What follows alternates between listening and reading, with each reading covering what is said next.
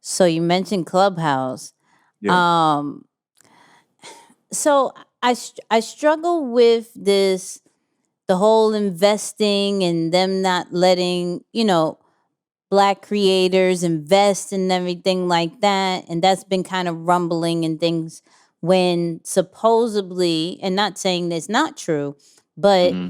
anytime that I'm not even going to say black people, just minorities jump on an app, it blows up, right? Hmm. We saw what Master P said about it. What is your take as far as, okay, another app, now we're talking about Clubhouse, is Yeah. popping, everybody's talking about it. Meek, your boy, is going crazy at one point. You were Yeah. active on it, Wallow was active. Like, what is your take as far as, the black community jumping on Clubhouse and the investing part about it, like, and which will lead into like how, important it is to own our content, but what is your take on it?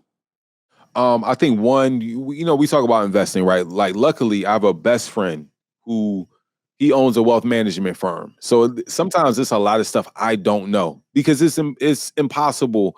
Y'all know it's impossible just to even sometimes even get this camera and y'all should have saw me. Like, I was for 25, 28 minutes, I was trying to get my stuff together. And usually I'm good on getting my stuff together.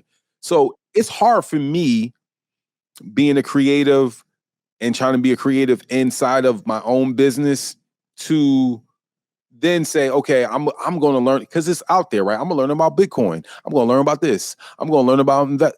So I have people around me. So my boy Lamont Brown, I got to plug him. He has an investment firm called Odyssey Capital. So he tells me about how we have to understand like how this stuff works. Yo, it's the first round of investing. The way you find out about this is you do X, Y, and Z. So I think because it's cool to just say, "Oh, we need to invest," and it's just like it's such a top, it's such the icing on the cake when you talk about this stuff. But you have to have people that really understand what you're getting into before you get into it. That's one, right? So that's knowledge, and if you're going to be that person, like you got to take years and years of time, or you got to meet up with somebody or link up with people that understand what that means, right? Um, so number two, I do think you have to either have ownership in something on the app, or you got to be selling something. We have to, and I'm not saying you have to go on the app and say, "Hey, man, buy my phone for 19.99." I'm not saying that, but like you have to go on these apps with a clear vision of why you're on these apps.